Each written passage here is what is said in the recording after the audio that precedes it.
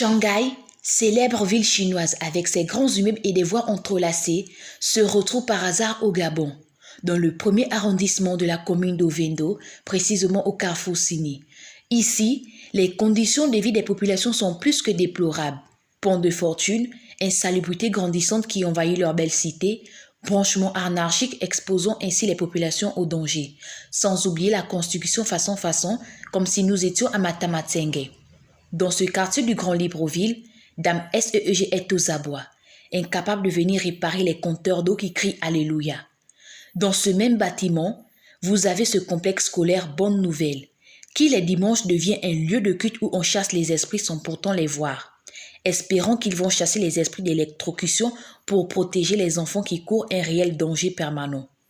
Un tableau noir que décrivent les Shanghaïens, au point où ils ne savent plus à quel saint se vouer. Les conditions de vie ici sont très mal, vous-même vous pouvez le constater. Comment l'endroit d'où on puise de l'eau, c'est sale, il y a les microbes par-ci, par-là. Quand il pleut vraiment, les maisons sont vraiment trempées dans de l'eau. Regardez vous-même, vous voyez, c'est pas catholique en fait.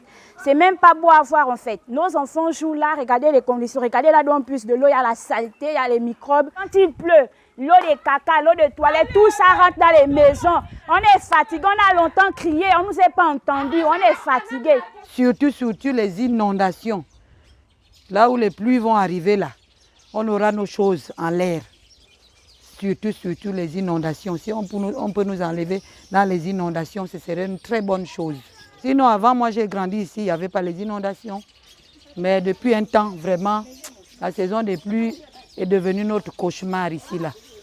Ici, là, on braque les gens jusqu'ici, jusqu'à chez nous, là. Le matin, tu te réveilles, les pièces d'identité, les sacs à main partout. Les habits, les soutiens partout, là. Et nous sommes fatigués avec le braquage.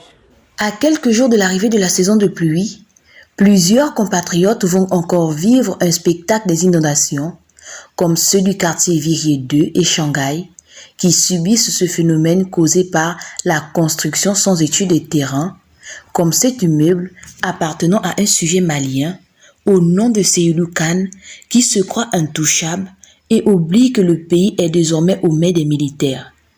Attention, ces populations ne souhaitent qu'une seule chose, les meilleures conditions de vie dans ce nouveau Gabon qui est désormais géré par le général de brigade, chef de l'État, son Excellence Brice Clotaire Oligui. Ma petite table là, c'est ça que je vis. Je nourris mes petits-enfants. Je suis malade, c'est la petite table. S'il peut nous faire quelque chose, peut nous ajouter pour qu'on puisse vendre un peu plus pour nous faire nourrir nos enfants, ses frères, ses soeurs, mon enfant. Ils peuvent nous aider à porter le changement. Puisque là, nous sommes dans la période du changement. S'ils peuvent aussi penser à nous. La majorité des mamans ici, nous sommes des mamans seules. Moi particulièrement, j'élève mes enfants seuls. Je fais le ménage à gauche et à droite pour envoyer mes enfants à l'école. Donc, si l'État peut penser à nous, dans ce sens-là, vraiment. Nous, on demande seulement au nouveau président de la transition qu'il nous fait grâce aussi ici, là, nous qui sommes dans les bas quartiers, qu'il nous voit aussi, qu'il nous regarde aussi. Avec toute la souffrance qu'on a passé toute la souffrance là. Maintenant, aujourd'hui, on bénit Dieu parce que Dieu nous a fait grâce pour qu'il soit notre président par la transition. Maintenant, nous demandons à ce qu'il fasse maintenant ce que le peuple gabonais attend. Le peuple gabonais attend qu'il puisse nous aider. La mangrove qui est une espèce protégée au Gabon, mais ici à Virier 2 ou encore Shanghai, les mangroves sont détruites comme ces jeunes filles qu'on voit se vilipender sur les réseaux sociaux pour de l'argent. Le chef du quartier en explique. Aussi, il interpelle le nouveau homme fort du pays pour revoir la situation que vivent les auxiliaires de commandement. Le Gabonais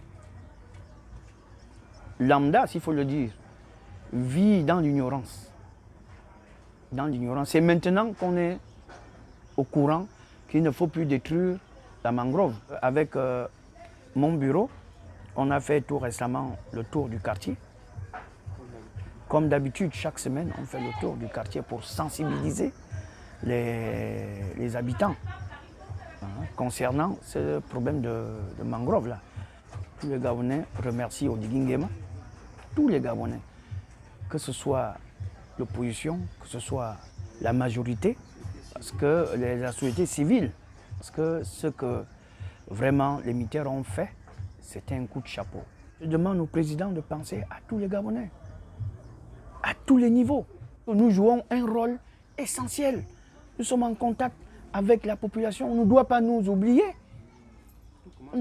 Tout commence par là. L'administration commence par la chefferie du quartier, avant de voir le haut lieu.